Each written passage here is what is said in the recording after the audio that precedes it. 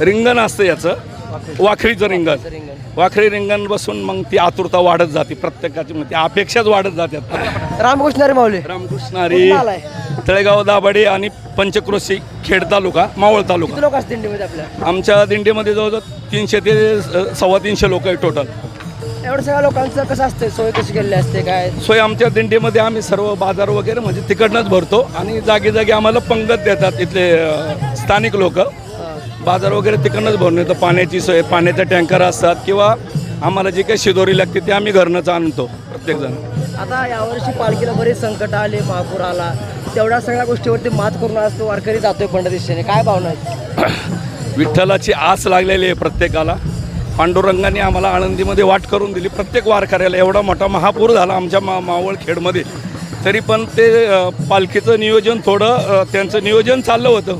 त्यावेळेस पाऊस थांबला आणि सर्व वारकरी इकडे सुखरूप आलात. आता तुम्ही एवढं सगळं काम सोडून, शेतीचे कामं सोडून सगळं सोडून 20 दिवस जाता, आठवण येत नाही घरची का? नाही, काय आठवण नाही.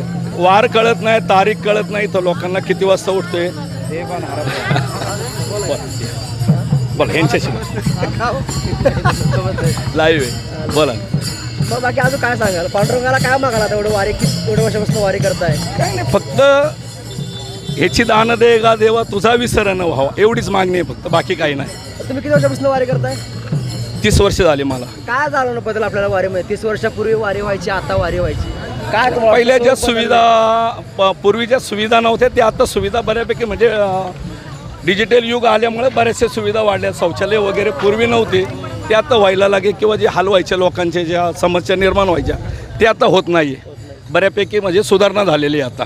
एखादी आठवण काय सांगाल वारीतली? एखादी अविस्मरणीय क्षण, एखादा अनुभव प्रत्येक वारकऱ्याला येतोच वारी करताना, तर त्याबद्दल काय सांगाल? की एखादा प्रसंग असतो, तर आपण बाहेर पडतो किंवा एखादं आपल्याला वाटतं की ते खरंच अस्तित्व देवाचं जाणवतं आपल्याला, तसं एका 30 वर्षातला प्रसंग जो कधी विसरू शकत नाही आपण. यावर्षी संकट आलं महापुराचं तरी वारकरी बाहेर पडले, असं एखादा प्रसंग 30 वर्षातला आयुष्यातला वारीतला?